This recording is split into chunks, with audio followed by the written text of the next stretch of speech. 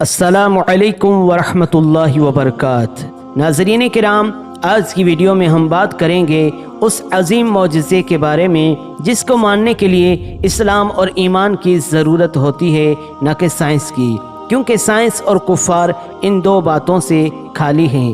آئیے ناظرین جانتے ہیں وہ کون سا ہمارے نبی صلی اللہ تعالی علیہ وسلم کا عظیم معجزہ ہے۔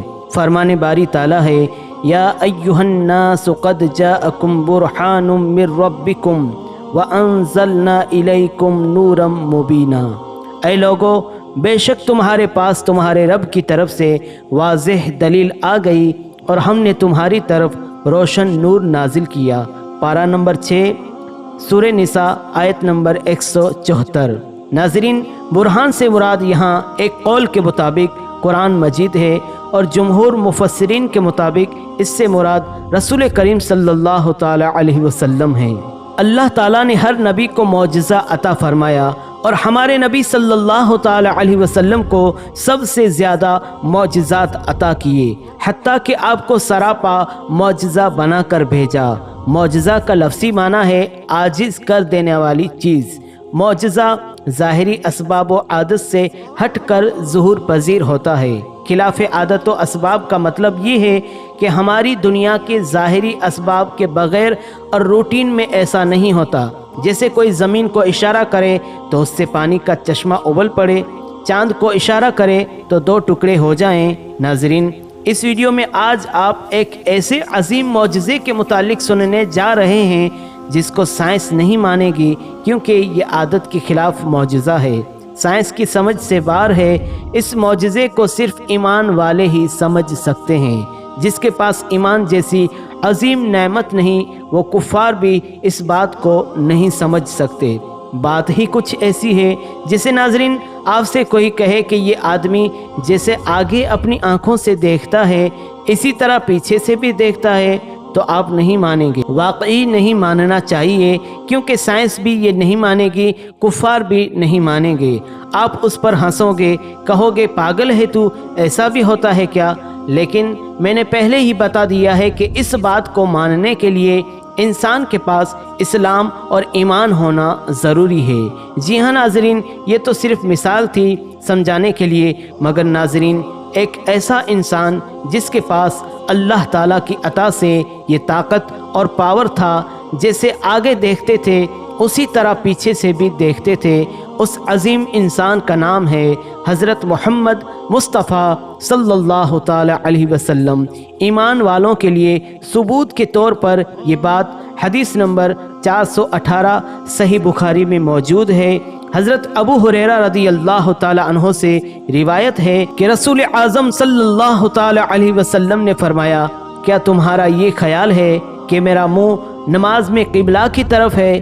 اللہ کی قسم، مجھ سے نہ تمہارا خشوع چھپتا ہے نہ رکوع، میں اپنی پیٹھ کے پیچھے سے تم کو دیکھتا رہتا ہوں۔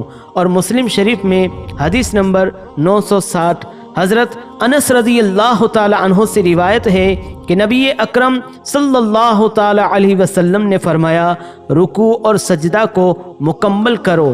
اللہ کی قسم، جب بھی تم رکوع کرتے ہو اور جب بھی تم سجدہ کرتے ہو تو میں اپنی پیٹھ پیچھے سے تمہیں دیکھتا ہوں۔ ناظرین، یہ تھا ہمارے نبی صلی اللہ تعالی علیہ وسلم کا عظیم معجزہ۔ ناظرین، ہر نبی کے زمانے میں جو چیز رائج تھی اس نبی کو اس سے ملتا جلتا معجزہ دیا گیا۔